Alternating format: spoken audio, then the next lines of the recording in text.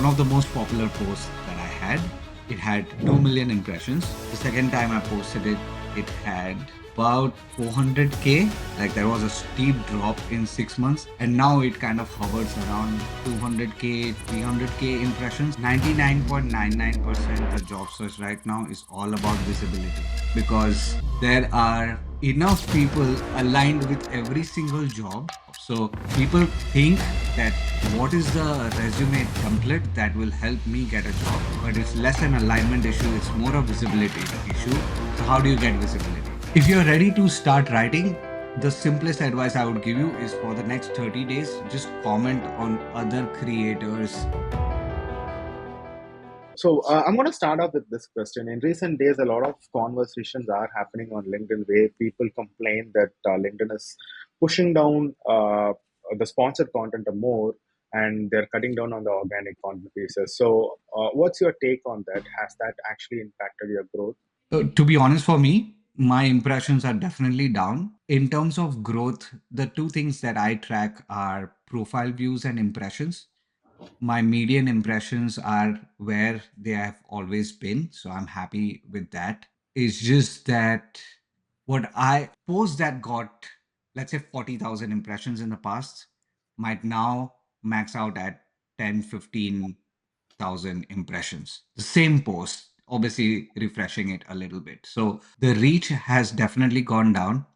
But year three into my content journey, and if I'm planning to do this for a really long time, which I am, it just does not matter at this point. Is that this is a great place to be. I'm always going to strive to get my post to as many of the right people as possible. At the same time, once I create it, it is what it is, and you just iterate going forward. For Soundarya, when we used to that, we half a million impressions were a decent average numbers we were hitting at least once or twice in a week. But then now it has become a little lag for us. So I think 60 to 40 percentage cut is there in terms of organic reach. Is what I also see. See, sponsored posts have gone up in the feed. There is no denying that. I think I may be getting technical, but sabotage is probably not the right word for it. I think they are doing agile while the word is doing agile, which is they are just testing different strategies to see if they can increase dwell time on the platform. They can take some percentage of users from other social media platforms. So there's hence the video tab. So they are going to try and grow their revenue, grow how much time people spend on their platform. But for them to sabotage organic would be extremely bad because that's what drives the growth. They are trying to push it as much as possible, like push sponsored posts and stuff like that. But at the end of the day, reach has gone down. You adjust to that, or you just say, okay, this game is not worth enough for me anymore, and then you choose to do something else with your life.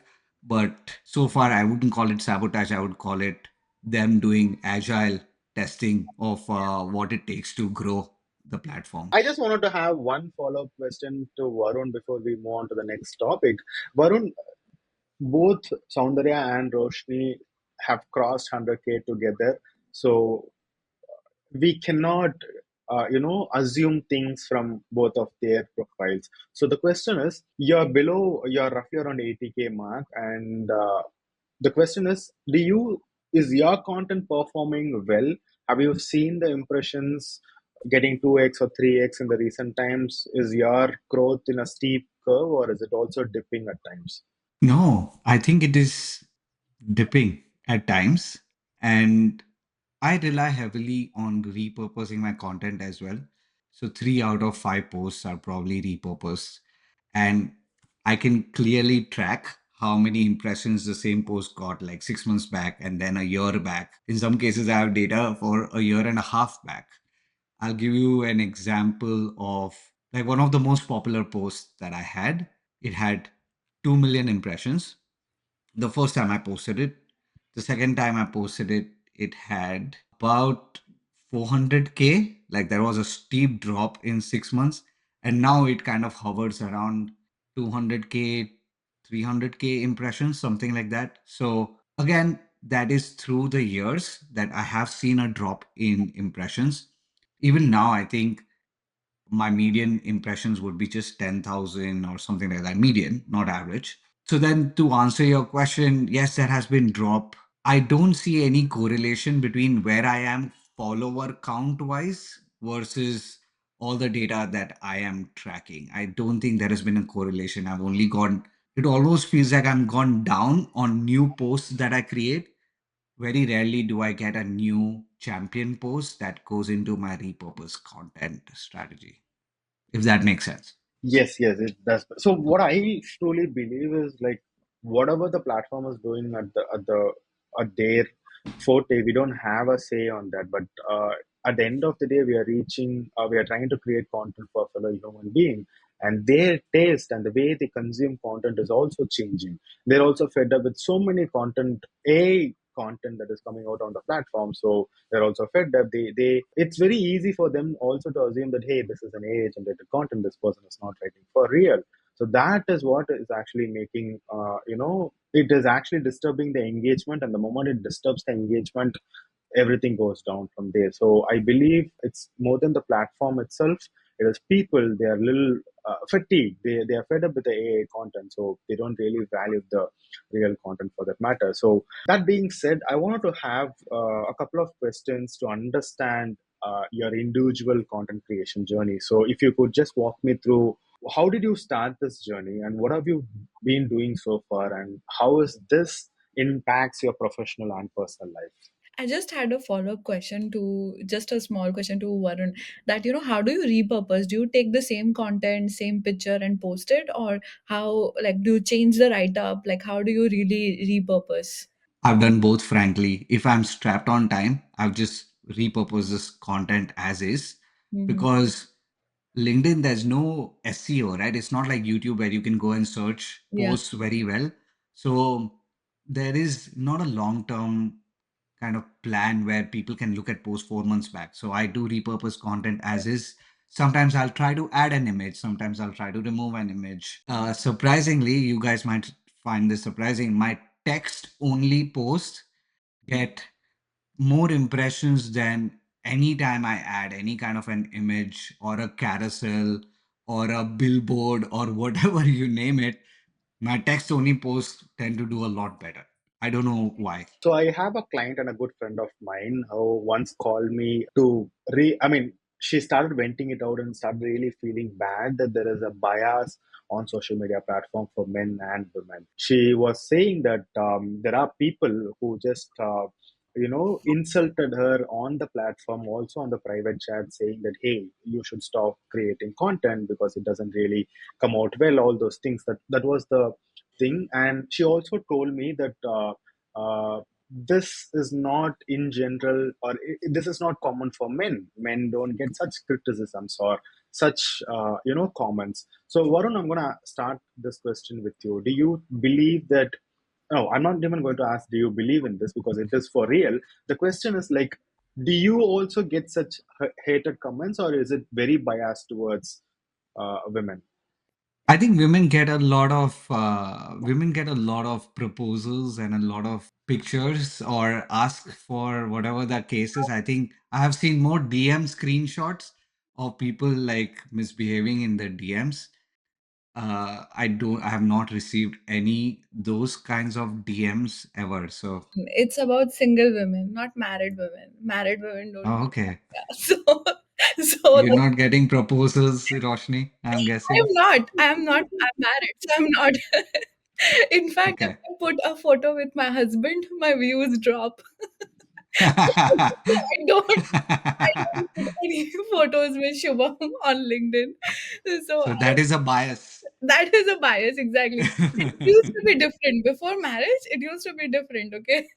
So there is that bias. I don't put any photos or posts with him. They do good, but at the same time, I don't get good followers or something. But go ahead, sorry, Varun, you were going with somewhere, right? No, I think, look, what I can comment is I have been a consumer of content from these guys, right? Roshni, Saundarya, I would name a few others like Aditi, and I've consumed a lot of their posts. Their comment section definitely looks different than mine. There's just no two ways about it. somehow seem to be questioned a lot more, and it's just there's just some shitty people out there as well. So I've definitely seen that more with them. I have gotten some share of fair criticism, I would say, and some share of unfair criticism. Whenever something like that happens, where I feel like somebody's being what we call in Mumbai date shana, which is like they're trying to be over smart or something like that. Then I bring my Mumbaikar in me as well, and I just have a blast with it. So I am somebody who likes to fight fire with fire. And a lot of times, like for example, one of the things that I got in the early years of writing content is that, oh, why are you charging for this? Or why are you asking people to go to your product? You should give all of these things for free. And one of my comebacks is that I have written more free posts than the number of characters in this comment. And I just leave it at that. So when it comes to things like this, I'll fight fire with fire. But I have seen these people get more vitriol as compared to me. And I like the way that these guys handle different situations differently, with blocking being one of them as well. Perfect. So I just wanted to ask one question to all three of you. How do you detach yourself from social media? Since Sandhya was saying, it is very, natural to get so attached to the platform, starting from the views to the comments that we get to the followers that we add every single day. So how do you detach yourself? I don't have LinkedIn. Okay, you don't have LinkedIn. Do you have anything else? No, I've not even created content on Instagram because I saw the documentary Social Dilemma, Lemma. and Yeah. at that point I was like, okay, I'm off Instagram. I didn't close my account, but Instagram was very FOMO inducing for me as well. Like I would look at people's life and I'll be like, why am I not there? Hmm. So Instagram was not healthy for me. So I've not been on Instagram for I think 4 years now. No LinkedIn on my phone. But to answer your question, right, which is earlier you do ride the highs and lows of how your content is doing. Like it is a roller coaster emotionally. And I think there is some level of maturity that only happens with time. It's not something you go into thinking, ki, ha, I will for sure do it this way. Unless you are probably older and more accomplished in your life, you are going to ride the waves of going high and low.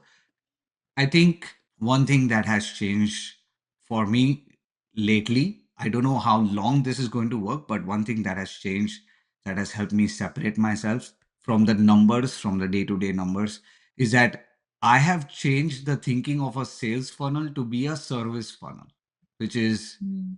forget sales funnel. I'm going to serve people for free. I'm going to serve people for a low commitment. I'm going to serve people who are ready for a mid commitment. I'm going to serve people who are ready for a high commitment. And all of these things I'm going to look from a serve people aspect. If I'm writing a post, is it serving people? If I'm creating an email magnet, lead magnet that Pooja referred to, is it serving people? And I think different people are ready for different levels of commitment.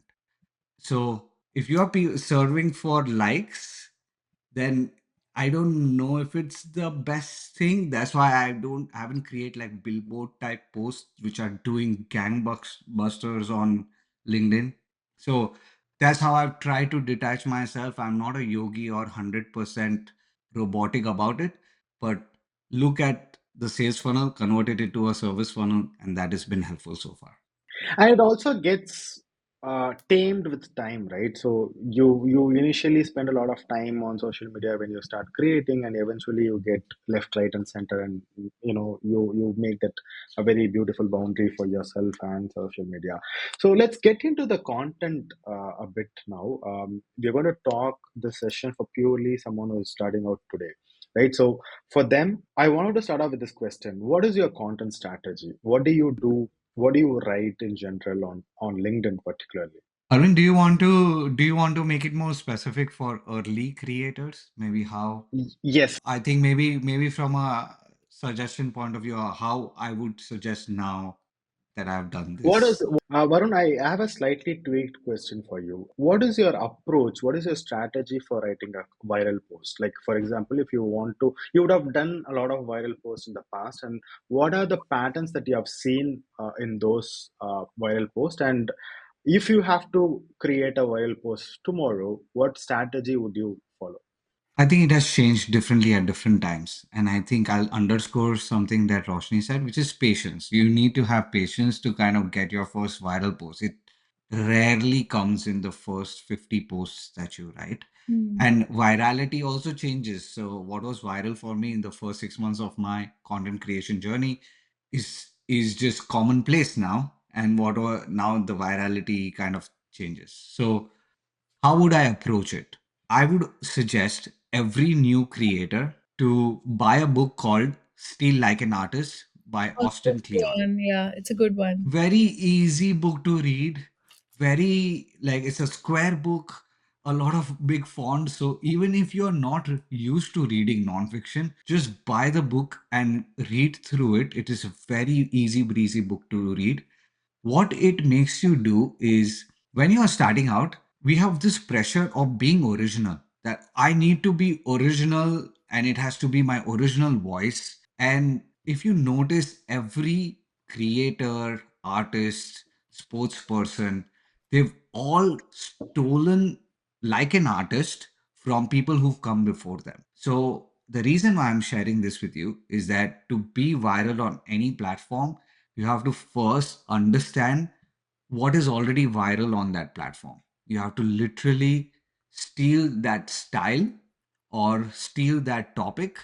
But the artist part of the stealing is that then you add a bit of your voice to it, a bit of your experience to it. So I would, before, there was a eureka moment where I actually took an Excel sheet and then I broke down 10 creators in my space. What is the topic they wrote? What is the kind of engagement that they got? What was the hook that they used?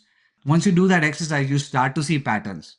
That, okay, three creators wrote about remote jobs. I've been in a remote job from the past 7 years. So let me write a post about remote jobs. And that was the first post that went viral for me. So I would do the same thing now, which is, yes, maybe now I have a muscle of attempting to create a post that can get viral. Some of them are a hit, some of them are a miss. But if I have to start right now, the more foolproof way would be to see what is working in the platform right now and then add my twist to it, or maybe combine two posts, which is what I call, or not I call, but James Altucher calls idea sex. You can take two different posts, mix them, and see if that creates a new post as well. So I can get into the nitty gritty, but if I have to summarize, look at what's working well on the platform, and then you don't need to recreate everything. Just add your twist to it, even if it's two lines about how this applies to you.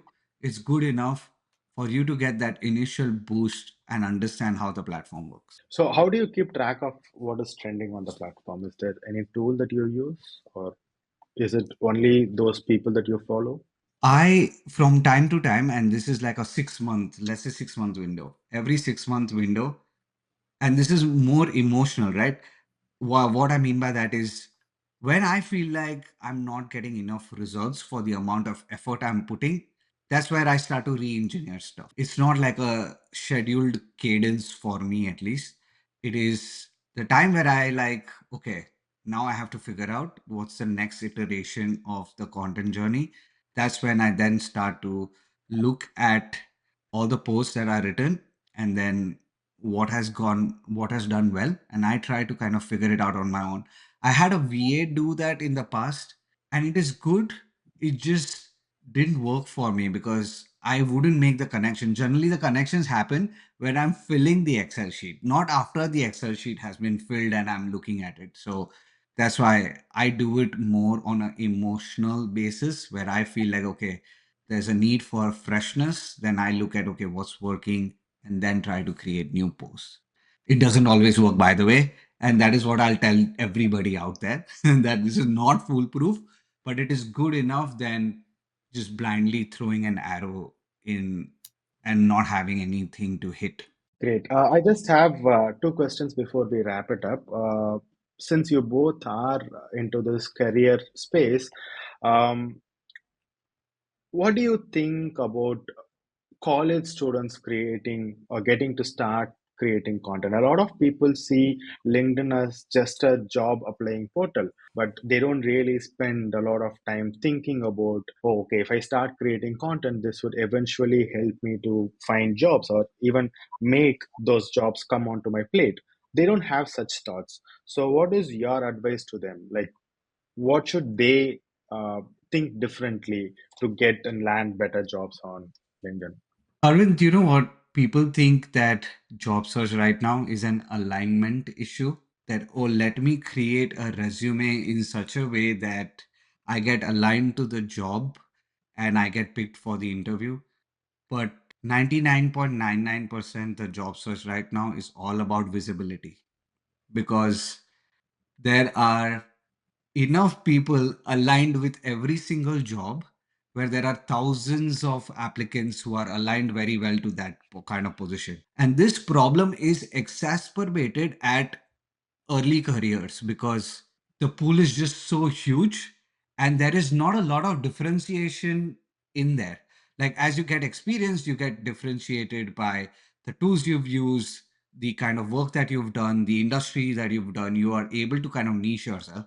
Whereas early careers, you're like, give me 100 jobs and I might be able to align myself to those 100 jobs. So people think that what is the resume template that will help me get a job, but it's less an alignment issue, it's more a visibility issue. So how do you get visibility? You can go to career fairs and get visibility, you can go and speak to people one on one and get visibility, or you can start writing content and get visibility. I wouldn't say content writing is the only way to do so. It is, in fact, a longer term game. If you're looking for a job right away, I wouldn't suggest actually creating content because it will take time away from activities that might have a better ROI in terms of your energy. But then you don't look at writing content for just your first job. You think about just building a brand where opportunities come to you, like Saundarya said, because you have so much visibility now. Companies look at you and say, this is the answer to our prayers. Let me just go and have a conversation with them. So think about visibility more than people are trying to optimize for alignment.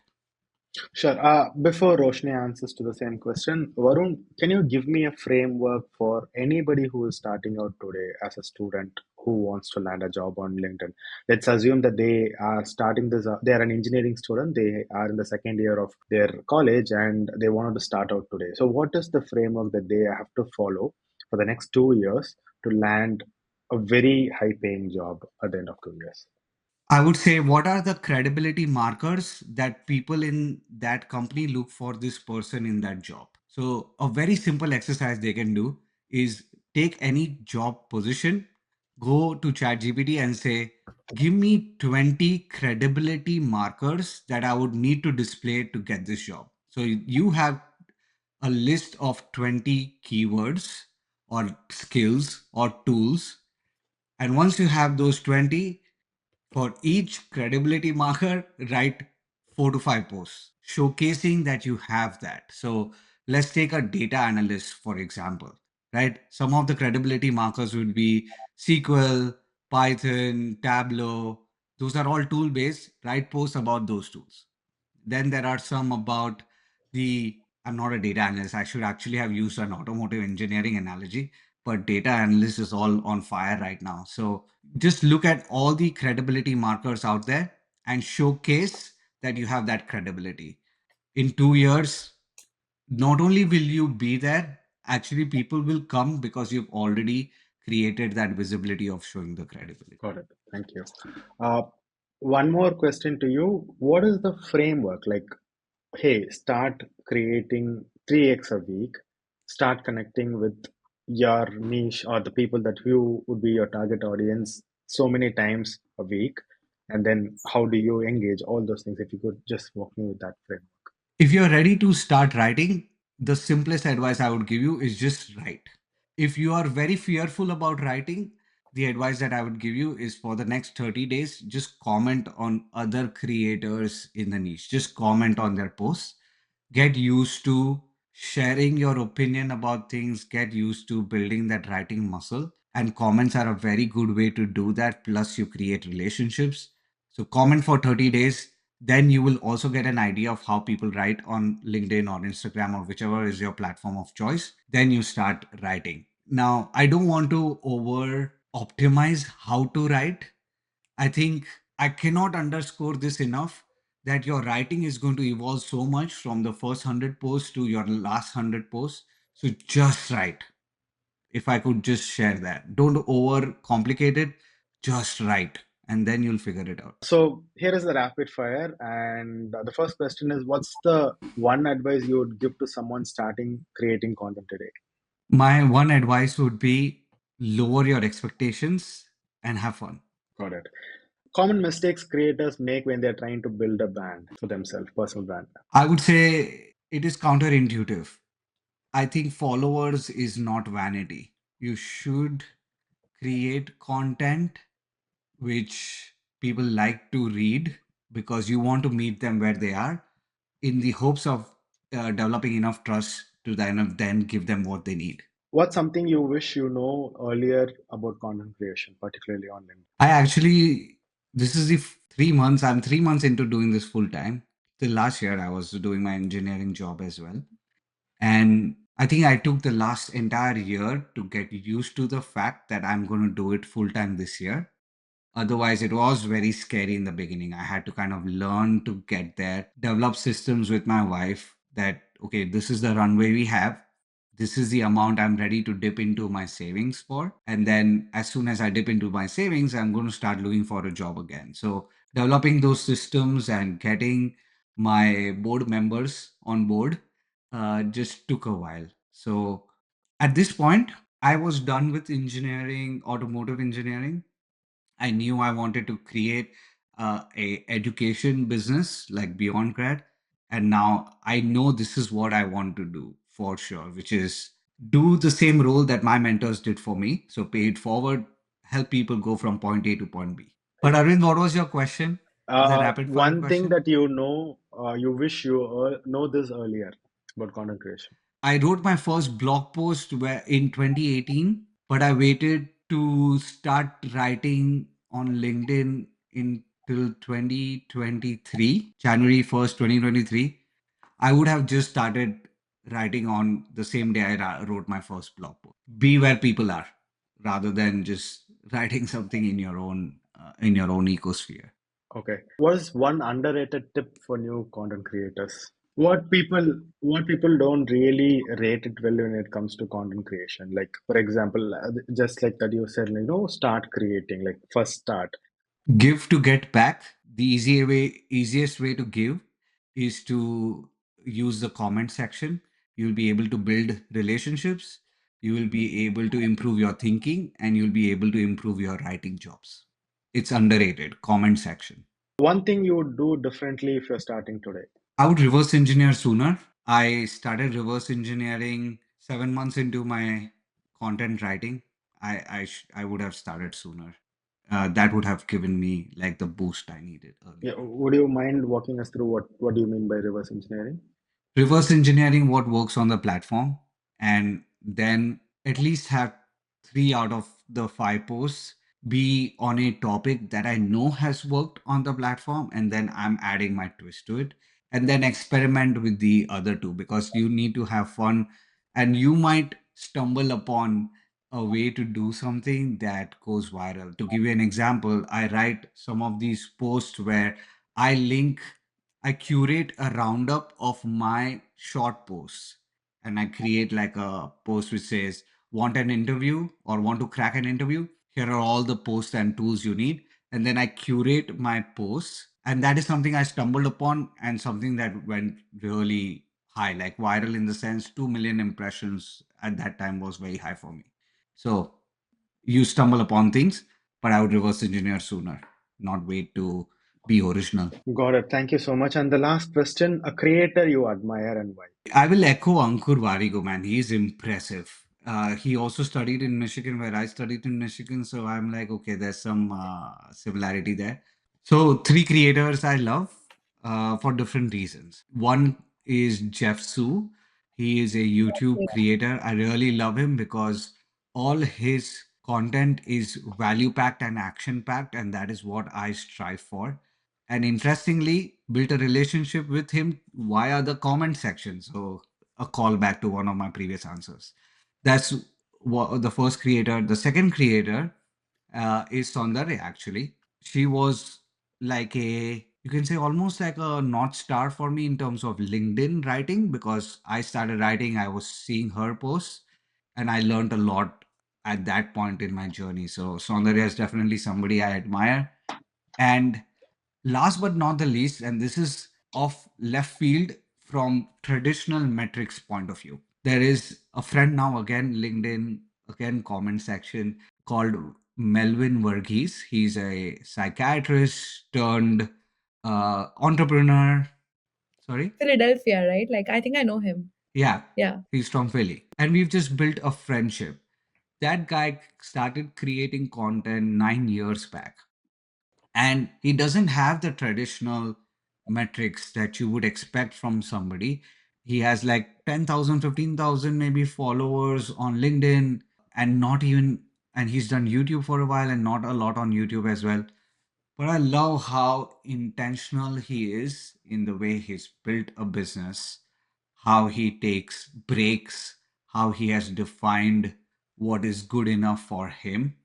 And I learn a lot from Mm. him in terms of just life practice as a creator. So, Mm. a spectrum from somebody who has a million followers on YouTube to somebody who doesn't have a million followers, but you can learn so much from each of them. You will always have an audience for yourself. That's the only answer that I have. Like, there are so Mm. many people out there, and you will definitely find your own audience, and that audience group, the number would keep going as you be, if you're being honest to yourself and to the audience that you have. I'm very sure that they're gonna be loyal to you, and that number will also keep growing as you do that with all the integrity. I mean, that comes for everything. Like, even for my business, this is the most common. Like, I've also spoken this on LinkedIn. Like, this is the most common business that anyone could own today. Like, True. how do Yeah. I would differentiate myself here? But then Soundarya has been a very strong pillar to me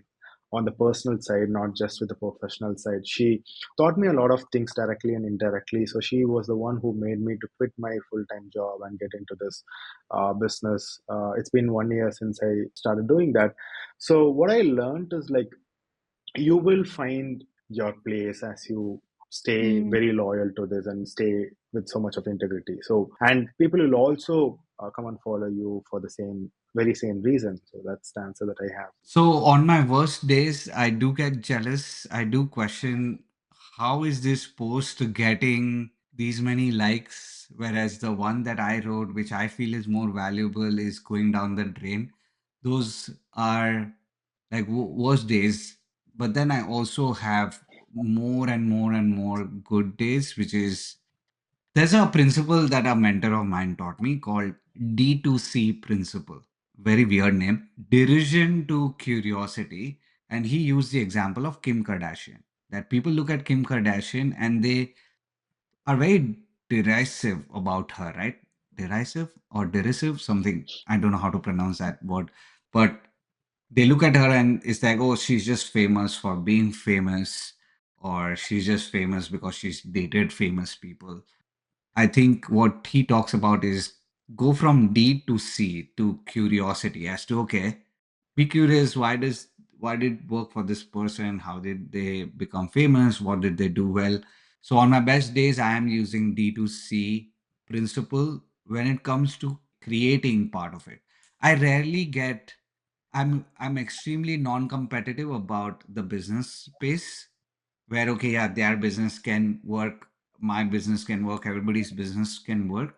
I think where I do get competitive is about engagement numbers and all of that. I think that is something that I'm still working with. Yeah, I think that's right. For me, it's more about, like, let's say I don't like when I'm growing and people are giving me the attention. Like, I'm not talking about just the audience, but I'm talking about anybody else outside. Like, there are people who don't even answer you when you were, let's say, at like 30K, 40K. But then there are same people who would just be like doing everything to just talk to you. So that sometimes makes me get like very confused, and I don't like about that this field. And so it kind of makes me like sometimes insecure, and like, there's no like, on my worst days I also feel competitive. I also feel like, oh, why this is not happening. But at the same time, like, I was just thinking how people deal with what you were saying, that this kind of space. But it's good to know, I think.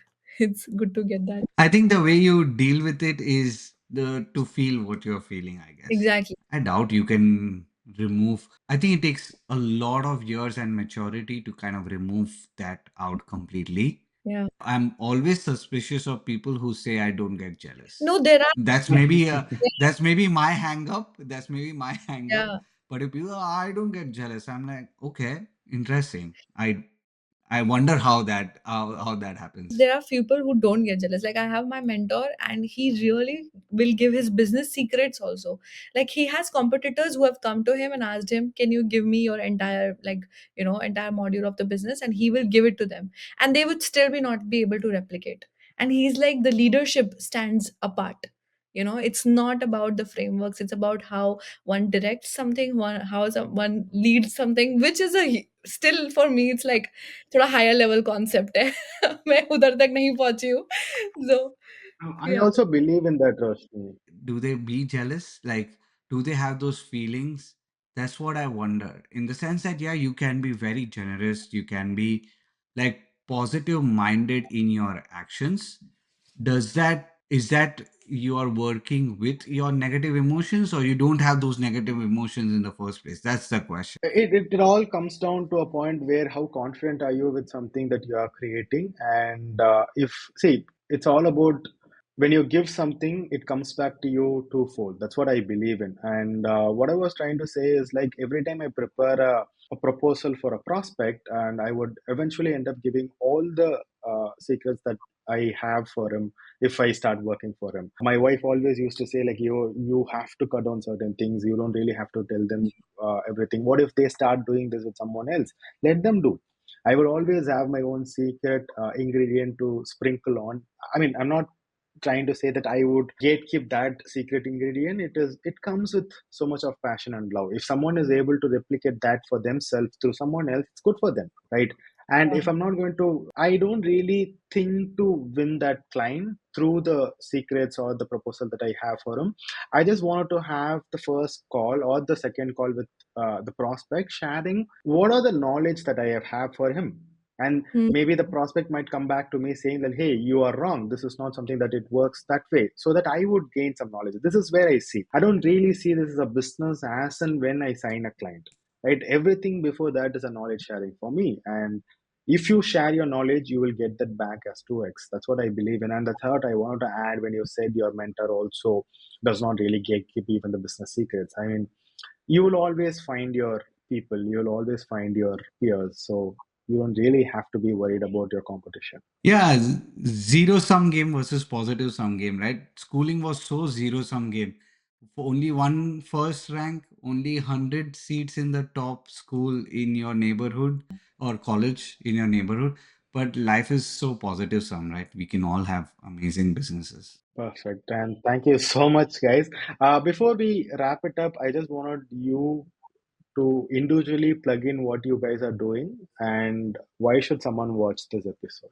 So you should watch this episode if you want to start writing on LinkedIn, or you want to hear other creators talk about what they like about content creation, where they are struggling, where they are succeeding, to kind of maybe future pace what it looks like in maybe a year's time or 2 years' time. That's what you would get out of this episode. And what I do, I am creating a knowledge startup called Beyond Grad, where I help 9 to 5 professionals monetize their expertise. Currently, I'm doing that with the job search. So if you are struggling on how to sell yourself in the job search process, then look me up on LinkedIn, Varun Negandhi. You'll hopefully, I don't think there are many, so you'll find me very quickly. Or look for the bald guy.